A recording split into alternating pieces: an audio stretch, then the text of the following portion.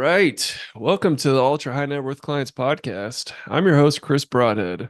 Today we have a very special guest. I know normally we have financial advisors or sometimes business owners. Today's advisor is an anti-financial advisor, and we're gonna get into why that is his title in this episode. So today we have the rare pleasure of talking with an incredible anti-financial advisor, Chris Miles. Chris, can you introduce yourself and tell us a little bit about you? Man, do I have to say anything beyond that? I mean, just let people figure out like what the Drop the heck is an mic. anti-financial advisor, right? Absolutely. Yeah, Yeah. so fascinating story. Like I didn't actually start out wanting to go into finance, although I will say this that I don't often say. In the 80s, I grew up watching Family Ties, with Of Michael J. course. Fox, if you remember that Yep. show. Yep. And I do remember being fascinated by one episode where he was going talking to a therapist, and the therapist in the background off stage drops the change. He's like 87 cents. Yeah. And I thought that's pretty cool. Like, he likes money, so I was always kind of intrigued by money. My dad always taught me that there was never enough of it, right? That, Mm. we can't afford these things. We think I am made of money. Money doesn't grow on trees, those kind of things you'd hear growing up. And Hmm. he even would say things like, "Hey, my job is going to literally kill me. I'm going to die working," because he had already had a stroke by his 40s, heart attack by his 50s. I mean, it was a miracle that this guy made it to 80, like pure miracle, Wow. or stubbornness, one of the two. I'm sure it's Yeah, one yeah. of those. Thin line between those two. It's true. Sometimes it is like, is it willpower, stubbornness? Maybe it's both. Um, but so anyways, like so I didn't want to have that life like he had, and so I was the first one in my family to go to college. Well, it didn't take long for me to realize, because I'd like to see evidence. I like to see that things work. I saw that, okay, Hmm. there's a lot of broke people that go to college too and have degrees. Well, I want to become a business owner, because I noticed the best college professors that had the most, it seemed like, freedom, success, and everything else were business owners at one point, or consultants. So I was going to become a business consultant, but I had zero business experience. So instead of Mm. just trying to go get my MBA, I dropped out of college with one class to go and said, let's find some business to start. And then a year later, I'll come back and finish my degree. Well, I was doing that. And finally, the business I found was being a financial advisor, not knowing they take anybody off the street as long as you can pass a test and not have a criminal record. Right. Mm. And so that's what I did. I became a financial advisor. And I was hoping that not only one, I learned about money for myself, but two, maybe I could give my dad some of his years of his life back. So flash forward 4 years, I'm in that business, I'm enjoying it and everything. And then my dad says, "Well, when are you going to become my financial advisor?" So I sit down with Mm. him. This is just post, Y2K and everything, right? This is 2005. I sit down with him at his kitchen table, the same one where he told me just save everything, spend nothing, be cheap, and and so I'm telling him, "Hey, this is what I'm teaching you, to save everything, be cheap." And he did. As I'm looking at his finances for the first time in my life, I see that he'd stuffed money in his 401k like everybody's supposed to do. He had paid off all of his debt, including his house, in just 18 years. So he's 100% debt free, stuffing money in the 401k. He should be the poster child of success. However, I tell him, I said, "Dad, you're 61 years old right now. If you want to retire today, you better hope you die in about 5 or 6 years, because that's when you're going to run out of money." He said, "Well, that's not what I was hoping to hear. I, I asked you to be here to advise me, give me some hope here. What do I need to do?" And I said, "I don't know. You did everything right from what I teach as a financial advisor. Mm. You did Mm. everything by the book. I mean, I could put you in this, kind of stock product, or this one, or this annuity, or whatever it might be, but I'm like, I can't guarantee the market's going to go up in the next few years." It's a good thing I didn't, because just a few years later, the market crashed even worse, right? Mm. So it was ended up being kind of serendipitous a little bit, but even then, it bugged me that I didn't have a good answer for him. And of course, when the student's ready, the teacher appears. A few weeks later, I call up a friend who I trained to be a financial advisor, but then he left to go do this thing called real estate investing. And as I'm talking to him on the phone, I asked him, like, "Well, how's life going?" Now, what I was hoping to hear from him was that, basically the whole dream of doing real estate investing didn't really work out, and he wants to come back to work for me again, right? That's what I was hoping he would say, but he didn't say that. He actually said, "Chris, my life is awesome right now. My dad and I have partnered on some real estate deals where we've doubled his income as a professor at the local university." I said, "Come on, you've only been doing this like 4 or 5 months. That's too good to be true. There's no way that's possible." And he said, and so we started having this argument about what's better, stocks or real estate. And he finally stopped me. He said, Chris, how many of our clients are truly financially free where they don't worry about money? Like really financially free, even in retirement? I said, well, none. They all worry about money. They all worry about outliving their money or something like that. Okay, well, how about this, Chris? How many of you guys as financial advisors are financially free, not off the commissions you're earning, but actually doing these same investments you've been recommending?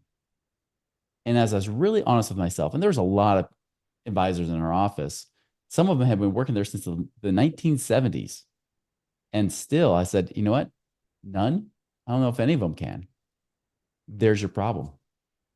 And so I started going on a journey to kind of learn about like real estate investing, alternative investments, the things that I was never taught as a financial advisor because they wouldn't teach me it. They would even say like, hey, you can't do outside business activities or OBAs, right? You got to stay within the Mm, lines and just hmm. sell mutual funds, annuities, insurance products, all that kind of stuff. It's really just mutual funds and insurance products was all I was really allowed to offer, and I could offer different variations of it. But at the end of the day, it's like Mexican food, like Mexican food. I love a good Mexican food. Don't get me wrong, but when you look at the menu and you're like, and maybe it's all in Spanish and you don't read Spanish and you're like, well, what is this? Oh, well, that's a tortilla and it's got beans, meat, and maybe some lettuce and tomatoes and then some smothered in cheese. Okay, cool. What's this one? Well, it's a tortilla that's done a little bit differently with beans, meat. You throw in little vegetables and stuff and throw Hmm. smother it with cheese on top. Like, wait a minute, am I just eating the Yeah. same thing, just packaged? It just depends on how the tortilla is folded. We're like, yeah, that's pretty much it, Yeah. and that's kind of what financial advising is what I realized. It didn't take me long to realize I was just a salesman in a suit, right? I wasn't somebody who was a Mm, financial expert. I was just licensed to sell, right? I was licensed to mm, sell products. In fact, we call them financial products. Heck, I even told people I was even trained by those same financial advisors in my office saying, listen, you're just telling people that they lack the time, the training, and the temperament to do their own investing. So just tell them to trust you. Just trust you. Well, the truth is, I didn't even know what I was doing, right? I mean, let's be honest. Like, I'm guessing about the stock market's going to do. And as a result, because we can't guess the stock market, we just tell them the dollar cost average, just keep paying into it. And I thought, man, that's the best marketing advice ever. Because if you think about it, like financial companies have taught us to teach people to never stop saving money so that the companies will always make more and more money. You get more and more assets under management and all this other stuff, right? mm, So mhm, I started to realize I'm like, wait, I was just a pawn. And again, I was good. I wanted to serve my clients. It wasn't like I think financial advisors are evil at all. I just realized we're just trained in the same system to sell stuff, but not necessarily make people wealthy. In fact, it's ironic that wealthy people go to ask us, who are probably poorer than they are, for advice on what to do with their money, right? Um, and so anyways, so it was just a few months later. I remember I was sitting in a real estate conference and they're talking about all this stuff, and they start talking about financial advising and the typical stuff you're taught about. You're in it for the long haul. High risk creates high returns. I'm like, wait, when did a 90% chance of losing become a 90% chance of winning? That doesn't add up. But I've been teaching that, Mm, and all these kind of things, right? And that's when I realized I was like, I got to stop. And either I keep doing what I'm doing, I just put blinders on and ignore what the truth that I know is out there, or I quit and keep my integrity intact. And so I chose the latter. I said, I'll never teach about money again. I'll just go be a mortgage broker and I'll do ballroom dancing on the side. And I even did some stock coaching on the side too. I was teaching people how to trade stocks and options as well. So I was doing all this at the same time in 2006. But at the same time, I was learning about what these real estate guys were doing and how do you create. It's about passive income. It's not about how much you store and accumulate and like a little squirrel trying to store up their nuts for winter. It's more about how do I get this to pay me income? And when I started to do that later that next year, when I was 28, almost 29 years old, I got in a place where I was able to actually retire myself, that I didn't have to keep working. I didn't have to keep, doing stock coaching and things like that. I was actually at the point where that was all gravy. And because I had enough income coming in from my investments, doing real estate, even a little bit on the side, mortgages, I actually stopped doing mortgages. I actually instead referred it on to somebody else. And then they just paid me passively. I just got paid for them to do all the work. It was awesome. So the next thing I know, I'm making 4 or 5 thousand a month. I only need 3,500 a month to live. I'm like, wait, I could technically retire right now, living on less than 4 hours a week, of work. And it's just a couple hours a week. I was living the 4 hour work week before Tim wrote the book. Tim Ferriss wrote that book. yeah. And that blew my mind. And that's where, of course, that year I was trying to figure out what to do with my life. Eventually, I love teaching, and so I came out of retirement in 2007 with a guy named Garrett Gunderson, some people know him in the advisor space. He wrote a book called Killing Sacred Cows. We actually partnered together and created a company and started working with them to teach people how to get out of the rat race. I actually went back in the rat race after the recession hit me pretty hard. And that's a whole nother story right there, how I had to retire twice because I got back in the rat race, had to dig back out of $1 million debt hole. But anyways, taught people really how to find and free up cash. I stopped teaching about passive income when I was in the rat race, started teaching them how to find and free up cash, and then eventually pulled myself out where I started bringing that element back in of how do you create passive income? How do you actually work because you want to, not because you have to? And how do you get enough passive income to become that work optional, right? And Hmm. and Hmm. that's kind of what I've been doing ever since. And the beautiful thing is I've helped really thousands of people do that very thing. Is just help them Hmm. break free of the traditional just save everything, spend nothing, set it and forget it, save it forever, and hopefully someday you have something, right? And that's Hmm. where I am today, doing that, have my Yeah. own Money Ripples podcast and everything too. Yeah. That's awesome, man. So, most of the guests we have on here are independent financial advisors Mhm. because not that we don't want, the wirehouse advisors. They're not Yeah. allowed. They're not only not allowed to sell anything that they would want to buy, they're not allowed to come on a podcast. So I think Exactly. you're such an interesting case study here because you probably considered the independent route as well, and you're like that's still not enough. You're like Mhm. I'm going I'm going full bore here and just gonna create essentially an anti financial advisor business. So Yeah. that's really It's a different kind of interesting to me. independent, isn't it? Yeah. Yeah. Because I mean, I was an independent broker before. Oh, But okay, you're word. right. I mean, when you have the securities license, everything, I mean, even if you do a podcast like this, you have to like take the recording before you release it, submit it to the compliance department, make sure I didn't say anything wrong, and then it can come back or say like, hey, we had to remove this or this part, and all that kind of stuff. And I hear that all the time Mhm. when I talk to other advisors in the space, because there's several of them that are still friends and they're like, man, I wish I could go on a podcast and do what you do and market differently. I'm like, well, drop that securities license. It really does you no good. Like, yeah, but the assets under management. I have one friend that he could do a podcast. He would be so good at it. He teaches so well as an advisor, right? Mhm. And he works for a bank. But he's just like, oh, but I make $500,000 a year because of those assets under management. If I drop my license, I lose all that. Mhm. So you still make hundreds of thousands a year doing just life insurance stuff. Why don't you just do life insurance, teach people, do what you love anyways? You still work for the bank, you still get paid there too.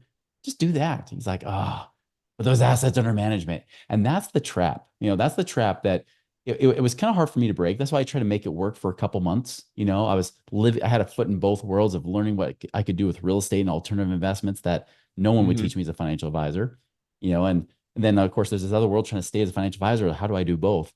I'll tell you, I haven't said this much before, Chris, but I actually quit at the height of my practice because when I Mhm. started playing in both worlds, when I started to open my eyes, more clients started to trust me for those last few months because I wasn't just trying to sell them something. I was literally trying to help them, and Yeah. I always wanted to help people before, but it was always like with the filter of, hey, here's how I make money.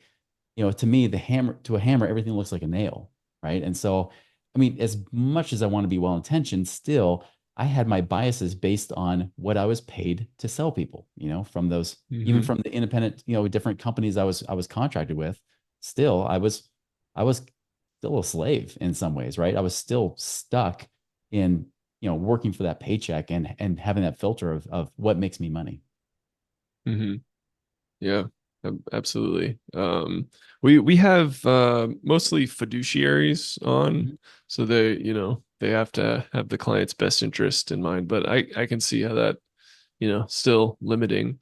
Um, so I want to get into, you wanted to help your clients, you felt limited, Mhm. even the ultra independent route with more options, like a lot. I mean, obviously we're talking about 2024 versus 2005. Like there's Mhm. alternative funds, there's all kinds of new options besides stocks and bonds.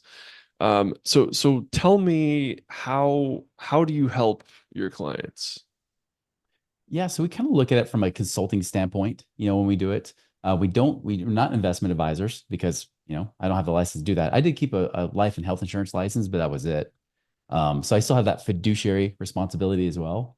Mhm. But even then, like what we're really looking at is trying to figure out, given your situation, like your finances and everything else, like with the money coming in and going out, like how much income do you have coming in? How much are the expenses, right? And not just how to live on rice and beans, like some people like to teach out there, right? But instead, like, how do we actually increase your means right now? Like, how do we increase your income right now? Not just from the job or your business that you're a part of, but actually getting your money to work for you. So we first and foremost focus, how do we get money out of prison, right? Do you have money locked up in equity in your own house, in other properties? I can't tell you how many times I've seen that. Do you have money locked up in IRAs and 401ks? Do you want to wait till you're 59 and a half or older before you can touch that money? Or do you want to do something now? Right. And so we figure out what their goals are.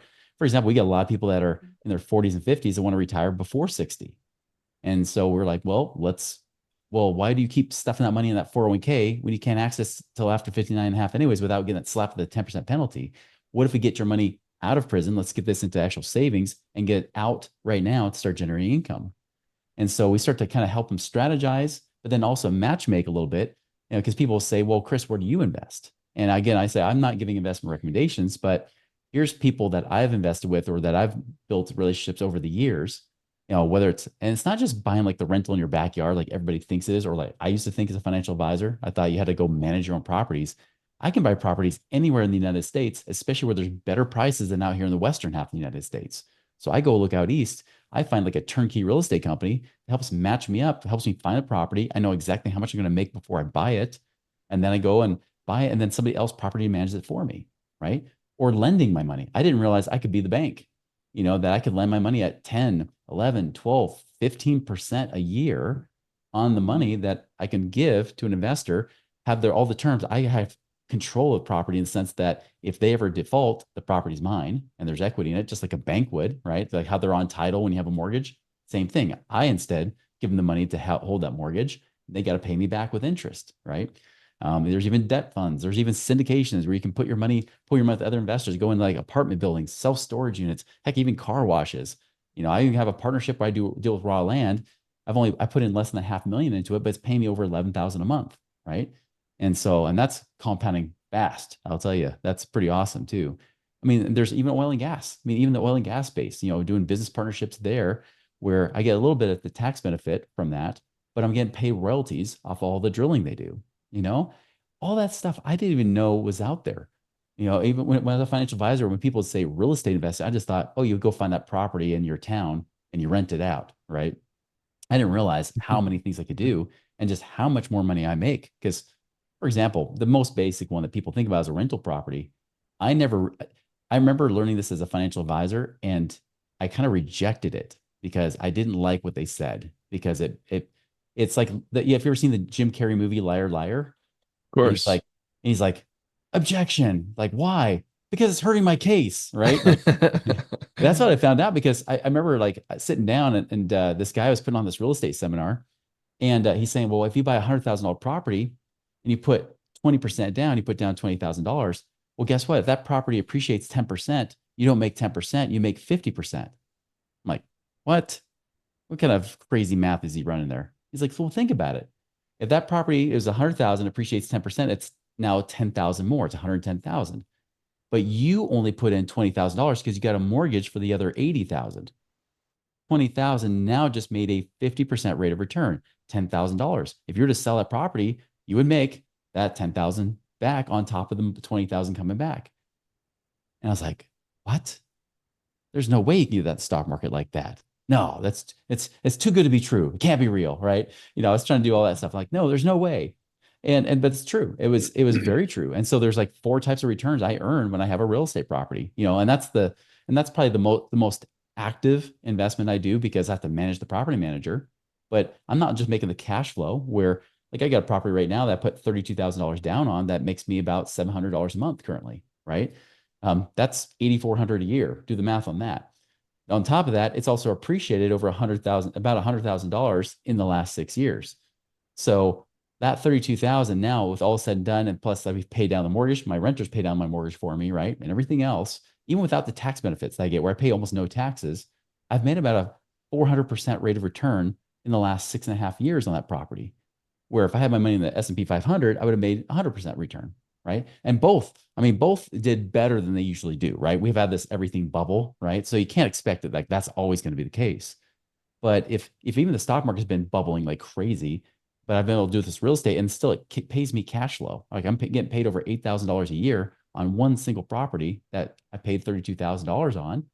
That's pretty amazing, and that's what kind of freed my mind. And that's what a lot of our clients start to realize. They're like, oh my goodness, like I could really make more money. Even one of my clients, he was out of California. He had $1 million he happened to save up. And this guy, I don't know how he did it. He timed the market perfectly. He in Y2K, he just pulled his money out of the market, moved into bonds right when Y2K hit, like right before it hit. So he pulled his money out then, The and then time before traveler. so he Yeah. swears he's a time traveler, but he would even admit himself that he was just guessing, right? He even did it in 2008 too. He did the same thing. And so by the end of it, Wow. by the time I met him about 2019, 2020, he'd actually, funny enough, he'd actually had $1 million he saved up in his 401k. Now he was 60 years old. He went to his financial advisor, and his financial advisor said, like financial advisor actually kept up with the times today. He's like, okay, well, good. Now you can live on 3% a year, right? Because it used to be the whole 4% rule, but we were questioning that rule 20 years ago. Yeah, because Mm. that rule, which was never a rule, but that number came from someone doing studies from 1926 to 1976, which is just, that ended right after we're taking off the gold standard. So inflation's higher, people live longer. So that's why the 3% is more of the kind of guideline. I wouldn't even say it's a rule, right? Like Pirates of the Hmm. Caribbean. It's more, not so much a rule as they are guidelines, right? That kind of thing. So it's I so love he all was the saying, movie references. I Love know it. we I'm got with two of it. them. We're just warming up, right? So yeah, so when his financial advisor told him, "Hey, you're a millionaire, but you got to live on 30,000 a year, 3%," he said, "Well, I'm not going to do that. There's homeless people in California that live on 3,000 a year or 30,000 a year." So instead, he started searching around, went on podcast, found mine, or found me on another podcast, then followed mine, and he reached out. He's like, "I want to get this $1 million making more." And so we did everything from like oil and gas. There was some apartment, type of syndications he did. He, got a couple duplexes. And the next thing you know, his million wasn't paying him 30,000, but now over 100,000 a year. Same money, Mm. but just working harder. And that's kind of the thing we keep doing with clients. I even had another client. He was, I love my Asian clients. I have a lot of them, right? And they are like the most disciplined savers I have ever met in my entire life. But man, they also get the most trapped in that saver mentality. They get stuck in that scarcity Yeah. that they can never save enough, right? And this guy was no exception. I mean, he was awesome, but it got to the point where I said, listen, the main potential I see in your situation right now is the fact you have so much equity. Because what's your plan with your rental property? He had a rental property and he had his own house. I'm like, what's your plan? He's like, my plan is aggressively pay down both these mortgages while I'll be debt free in 6 years. I was like, great. Well, how much money does that free up when we make those, pay off those payments? And you take out taxes and insurance because you still have to pay that even after it's paid off. It was just over 4,000 a month. I said, okay, cool. That's going to take 6 years for you to get to the point to free up 4,000 a month. But look at this. I said, this property, you've got 700,000 of equity in this rental property. What are you making in cash flow, like net profit? $200 a month. Okay, that's 2,400 a year, has 700,000 equity. And there's a number that not many people talk about called return on equity. And I said, that means your return on equity right now, because you make 2,400 divided by into that 700,000, you're making about a 3.3% return on equity. 0.3%. You can put this money, you can take this 700,000 out, sell the property, put it into a CD, make way more than you're making right now on this rental property. Like, Wow. but once I pay it off though, I'm like, okay, what's the payment? Well, it's like, once I pay it off, I'll make 2,400 a month. Okay, well, 2,400 a month is about 30,000 a year on 700,000. You're still making like 4% return on equity. It's still not good. And I was Mm. like, if we just cash this money out, like sell this property, take that money, put it somewhere else in better cash flowing properties, more east of where you're living right now, you could actually create a lot more money. 2 years he fought me on it because his wife and him were like, oh, but we love it. It's our first property. Finally, after 2 years, he did it. And then he reached out to me by email. He's like, Chris, guess what? I did what you finally asked, and I get it now. He's like, because I was able to take that. I bought 6 Louisiana properties. I've taken the cash flow. Now I've got up to 8 properties. I'm making about 100,000 a year, not 2,400 a year, or even he was hoping for like 2,400 a month, which would be next year when that would actually happen or would have happened. He's like, no, I'm making 100,000 a year. He's like, this is so cool. I'm so glad I did this. I was like, imagine if you'd done it 2 years earlier, you know? Um, Yeah. and that's the stuff that's fun for me because it's just when we get stuck in that little mold, right? And even as financial advisors, like they train you. Like, I mean, I do my CE like everybody else, but the continuing education. But man, it's like nails on a chalkboard for me because it, like you said, like there's that fiduciary duty, but the fiduciary duty is basically don't try to screw people, right? But it doesn't say anything about what's really the best option for them. It doesn't really say that. It just says, put them in something that's suitable, right? Well, I could let somebody gamble in the stock market and that's suitable. It doesn't mean that they're going to make a lot of money, right? It doesn't mean they're going to make any. They might lose money in the market. And I Hmm. would still be a good fiduciary. I feel like I have a responsibility because I was able to create freedom for myself, is that I want to help others do the same. And I love the fact that, I get people that every day that start to realize like, wait a minute, I don't have to wait 20 or 30 years. Are you saying I could do this in a couple of years? Are you saying I could do this in 5 or 10 years, maybe 15 if, Hmm. if it's Hmm. slow? And that's the thing, is that we never know how many days we have left on this planet, right? Even Hmm. I don't. But it's amazing if I can buy people their time back, just like I wanted for my dad, that I can do for other people too, helping them get their lives back and get it sooner. Because you just never know at what point we might not be on this planet anymore. And even if we save you 3 years to where you get those 3 years to enjoy doing what you love with your family and those kind of things, that's key. Hmm.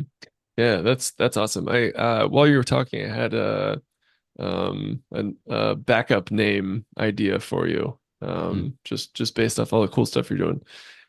Accelerated Alternative Advisor. There you go. AAA, right? Yeah. Yeah, I mean it seems like you just took this financial advisor role like to its extreme. Like I Yeah. want to help people as much as they can be helped. Yeah. And these options you're giving me are not enough. So I'm gonna just, go out on my own and figure out what works for me and then share my experience and guide my clients through these opportunities. That's right. And it's funny you say Yeah. accelerated because I actually will tell people all the time that the mindset I had as a financial advisor, and you're always taught, is accumulation of money, right? Accumulate enough money, live on less than the interest. Where I teach people about acceleration of money, it's about how do we create income with this money right now. Hmm. That's the real key to breaking people, kind of creating that freedom, that breaking the bonds that they've been stuck with, thinking they just can't save enough, right? And let's be Yeah. honest, I mean, even the 401k stats from Fidelity came out in 2023. They said that out of 45 million account holders, only 810,000 have at least $1 million. Mm. 810,000, that's like less than 2%, right? Wow. But of those, Transamerica did a separate study, interviewed those same people and said, of these millionaires, the people that have at least 1 million in these accounts, how confident are they that they can retire? 35% of those, there's a range, right? On the extreme range, 35% that said, I think it'll take a miracle to be able to retire. That was 35%. That means even Mm. of the 1.8%, a third of those said, there's no way, right? It's going to be a miracle if I ever retire. That means only like 1% of people think I can do it, unless they're like people that aren't in Wow. the $1 million category. They just think there's, because they believe in that 4% rule. I had a friend that did that. He's like 31 years old and he's like, oh, yeah, I've got over $1 million saved up in mutual funds and stocks. I can retire now. Like, no, you can't use the 4% rule when you're that young. That only works when you're old. And even then, that's been Mm. debunked. You're like, you have to be in your 70s for the 4% rule to work. You're in your 30s. You got to go by a 2% rule. He's like, what? Oh, I wow. have to save double? I'm like, yeah. Like that whole FIRE movement, financially independent, retire early movement, that I got booted out of that Facebook group because everybody were like mutual fund holders. And they're like, oh, I live really cheap because I'm single right now. They're like in their 20s or 30s. They're single.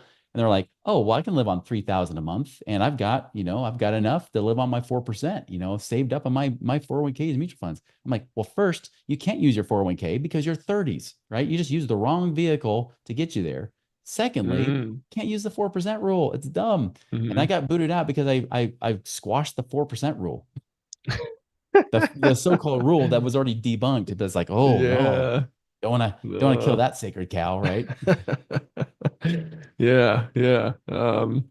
It was fun while it lasted, it sounds like. Yeah. So I'm curious, with with these it sounds like there's a number of different kind of deal verticals you work in. Mhm. Does it work that you find deals and then connect them with clients that it makes sense for, or do you have clients and they're like, here's my situation, and then you find deals for them? What's the protocol there? Yeah, so we kind of already have like I've built a network over the last 20 years, and this even includes accountants, attorneys, and different insurance specialists, you name it, right? Anything that deals with money, we've got it. Even mortgage brokers and whatnot. And so even on the alternative investment side, yeah, I've got people over there too where they have various deals and whatnot.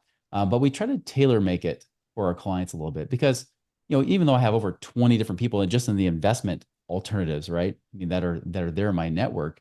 There's different ebb and flows of investing, right? Like for example, the last 2 years, I'm not telling people to buy anything with apartments, right? Like apartment buildings that got kicked in the teeth big time.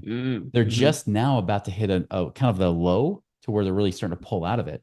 But self-storage units, I mean, self-storage is still too high priced. And so the most experienced operators, and I like to go for investment operators been around for at least 12 or 15 years. Like they've seen a good full economic cycle of recessions to boom times, back to recessions again. Like they've kind of gained wisdom. They're not like the real estate investor that showed up in 2018 or 2019 and they're like, man, I'm awesome. Right. It's like, well, everybody and their dog was awesome in 2018. You didn't have to be a genius to make money. Just like you didn't have to be a genius to Yeah. make money in the stock market. You didn't make you an amazing stock trader. You just rode a Yeah. wave, right? So you got to find people that have those full cycle experiences. And so if we get a client and they say, well, here's my situation. I've got IRAs. I'm like, oh, did you know you can self-direct that IRA and actually invest it just about anywhere you want? But there's some investments that work Mhm. better for that because I wouldn't buy a rental with a self-directed because if you do, if you have a mortgage, you can possibly have extra taxes that you're going to be paying. So here's some options that might be better. Here's the kind of investments that would be good. And here's some people we have in our network that you could use. You don't have to. But here's people that we've, vetted ourselves. Doesn't mean it's guaranteed. We never make any guarantees that way, but here's the kind of people we've vetted and you can go talk to them and see what you think. And the good news is we don't get paid by them, right? So that's one thing I've made sure of is I only charge the client a consulting fee, never get paid from those that we send referrals to because I don't want to have Mm-hmm. that conflict of interest, right? Um, Yes. I actually told a guy yesterday that wanted to go, to apply to be in our network, and he's like, hey, well, I love doing short term lending, like short term lending where I borrow it for 6 to 12 months, and yeah, I'll pay them over 10% for that money in a year. I said, that's great. Awesome. He's like, well, what do you do on your end? Nothing. In fact, if you're really about to offer me like a 1% kickback or something like that, just pay that extra 1% to my clients. Just do that. Mm-hmm. Pay it to them. And he's like, that's great. Yeah, I don't mind that at all. Like, good. Okay. Well, we'll look deeper into it, but just so you know, we do kind of scrutinize. You're guilty until proven innocent, you know. And then I Yeah. found out he started investing in 2017. And I was like, okay, well, there you go. Like you might be a little higher risk. So yeah, so we try to really like, we do try to like, give them that opportunity to match make them a little bit and say, here are the types of Mm-hmm. investments. Here's some people that are in that space that could be a good option for you.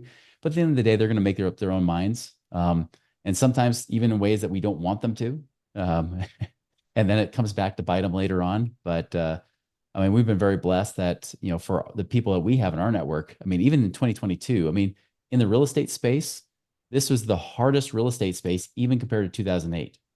Even though people don't realize that, like it was bad. Those interest rates, when they went sky high so fast, it destroyed a lot of real estate deals quickly. And not to mention, made the banks a little bit harsher on the lending side too. And so there was way more stress in like apartment buildings and things like that. And we were very fortunate that really maybe only like 5% of the deals that were in our network were actually really affected negatively. So that's good because I know there's a lot of other groups that try to like create little mastermind type groups, communities, and then they say, here's our investors, and then 50% of those deals went south. So like people lost a lot of Mm-hmm. money in those kind of groups. But we've been very Mm-hmm. fortunate that didn't happen. Mm, awesome. And we all know the 1% fee structure in the Mhm. advisor world. How does your fee structure work? You mentioned a consulting fee. Yeah, we do just a flat consulting fee, and then we have like a retainer, right? So we Hmm. really do just call it consulting. We're not doing financial advising. It's not investment advising. It says it all Hmm. throughout our contract, like this is not investment advising, all throughout, right? Um, but we are helping them strategize with their finances quite a bit, even paying off debt in certain situations, freeing up money in taxes, by talking to accountants, things like that. And of course, we're talking about investing a lot. And so we just charge them a flat fee, and it's based on the results they get. Internally, we never bring on somebody. That's why we have a passive income calculator on our website, because we got to screen them out. We don't want to have anybody pay us something that they won't make that money back within a year, right? Because why pay somebody all this money, even if they're going to make it year after year, because it's passive income that comes in year after year, and we just do an upfront fee and then a small retainer on the back. Even then, like I just don't want people to ever think, oh, I didn't make my money back, that I paid this year, right? I want them to make more.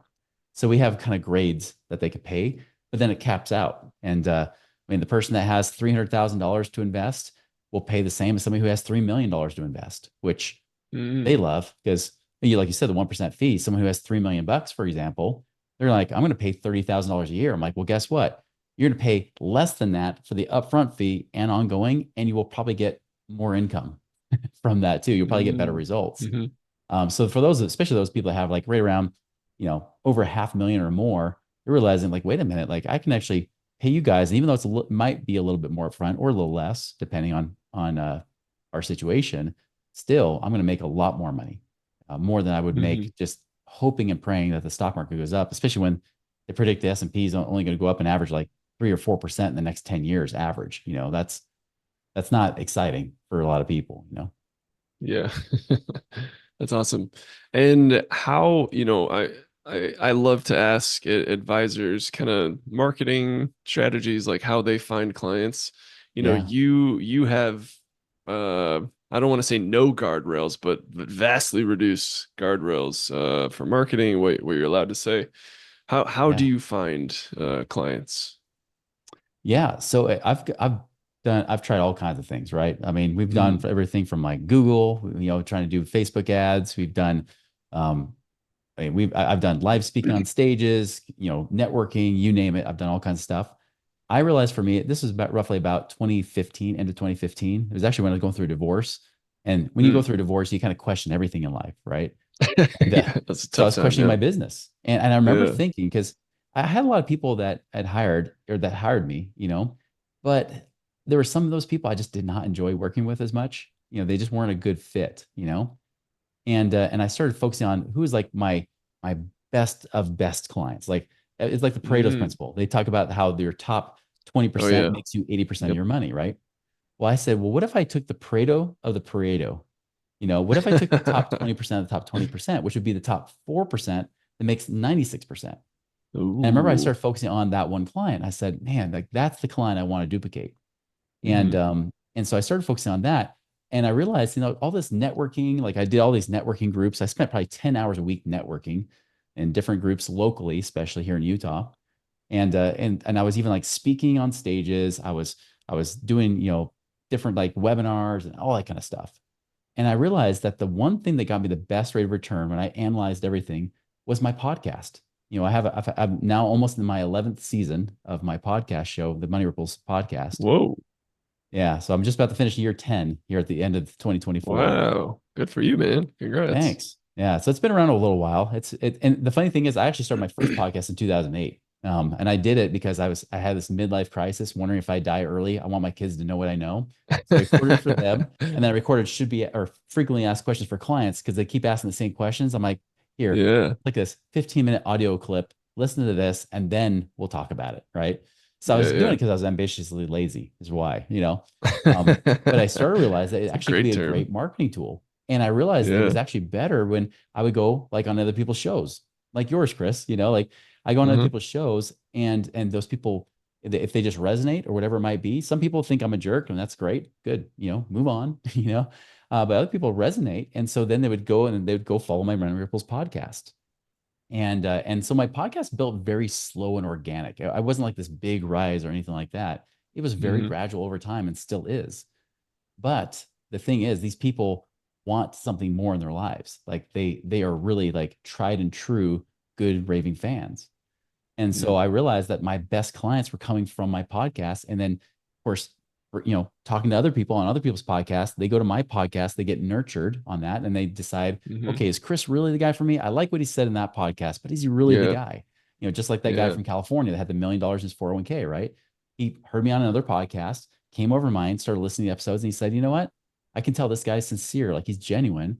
I think I want to give it a try. I want to see what happens, and Mm-hmm. obviously it worked, but Yeah. and that's what I realized was the real secret. I mean, I even put, I mean, so much money into Google and Facebook ads, and even YouTube. I put a lot more money into YouTube lately, to kind of build that up now on Yeah. both the podcast and my main channel too.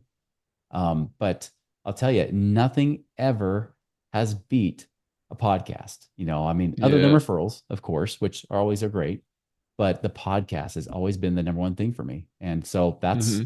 where I put my focus. That's at the end of the day that, in fact, if I were to Yeah. quit everything in my business, I would still keep doing my podcast. I mean, that's the beautiful thing is it's fun as well. Mhm. It is. And we produce a number of podcasts for clients as well. Mhm. And I remind them, I'm like, you're essentially scaling the experience of meeting you. Everyone that listens to a podcast, like in deep in the recesses of their brain, they're like, I just talked to Chris Miles for an hour every Tuesday or whenever you release your episodes. Yeah. So it's very powerful. So I 100% agree with you. Um, we are coming towards the end of our time together. I want to make sure that I get my final question in here. Mhm. I love what you're doing, man. This is really exciting. I just love your philosophy here. So, thanks so much for taking the time to share it with me and my audience. My final question for you Mhm. is an open-ended question. You can take it in any direction that you like. And the question is, what are you working towards? Mm. The main thing I'm working towards really is kind of comes back to the name of my company, Money Ripples, right? And the same name as my Hmm. podcast. I remember it was in 2012. I was actually trying to come up with some kind of name. I wanted to try to create a marketing arm for the other company I was a part of. But I was feeling like I needed to create something else, right? Something that was more of an education arm. And I was trying to come up with a name and I could not come up with it. I was trying to create something with cash flow in it. And then I look up the websites and they cost like 10 grand to have anything with cash flow. So I'm like, man, Robert Kiyosaki ruined me, with all of his cash flow stuff. And I was just trying to find something. And so I went to like my vision, right? Like, what's my real vision? Like the question you're asking here. And I thought of like the hundreds and hundreds of people we had served. I mean, even just in a few years, we'd served like over 600 clients. And on average, they've freed up 34,000 a year. This is even not including any passive income and investing. This is just bringing up cash flow, right? In their personal, financials. And I started thinking about one client in particular in North Dakota, and he was a chiropractor working his tail off 5, sometimes into the 6th day a week, and he just wanted to be free. And so when we had worked with them and his family, we were able to free up $6,000 a month. That's 72 grand a year. What did they do that first month of that 6,000? He bought a $6,000 four-wheeler. Now, if I were Dave Ramsey, I'd be like, shaming him to death, right? And calling him out to Yeah. repentance. But I'm not. And because I know money is so much more and I know what it was doing for them. And in fact, the wife even said, she's like, Chris, I know people would judge us because we bought the $6,000 four-wheeler, but you don't understand. That $6,000 a month we freed up allowed him to finally feel free enough to say, I don't have to work that extra time. I can take the weekend off and be focused on my family. But she's like, you don't understand. We're taking that four-wheeler out each weekend. My kids have got their dad back, and I've got my husband back. And she's saying this like the tears, as she's crying about it. And I said, and I realized like at that moment, I was like, I think about the power of that because it didn't just help the family, but it's creating a new legacy for the children to learn from as well, that they don't have to struggle and work hard their entire lives. And that also gives them more resources that they can actually be a better blessing to the community rather than focusing on themselves all the time. Now they can open up and say, who else can I serve? And that creates a ripple effect across the country and ultimately across the world. And that's when that name, Money Ripples, popped in my head while I was out in the middle of a run. And I thought, oh my gosh, I got to run home. I got to see if that website's even available. The name's available for a Yeah. business, and went and bought it for $8 on GoDaddy, and the rest is history. Hey, And I launched Money nice. Ripples. And Yeah. that's the thing is like it's that ripple effect, right? Like I could be sitting at home being very comfortable doing nothing, right?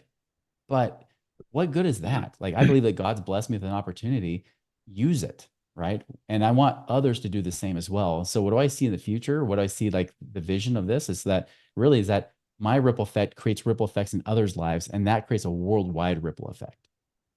Awesome. Awesome. Well, it sounds like you are well on that path, Chris. So I'm Sure excited am. to continue watching your journey here, man. Where can my audience find out more about you and everything you're doing? Well, I mentioned the name Money Ripples about 10 times. If you look up anything Money Ripples, whether it's moneyripples.com, at Money Ripples for any social media, or even the Money Ripples podcast, you can find us. Okay, nice. We'll be sure to link to all that in the show notes. Chris, thank you so much for taking the time, man. This was awesome. I could shoot this shit with you for the rest of the afternoon. That would be fun. It would be totally fun. I know we could even go along on marketing and everything else, but yeah, I know we got to go. We got to let people get back to their lives again. Awesome. Well, to all our listeners out there, thank you so much for tuning in and keep on growing out there, everybody. See ya.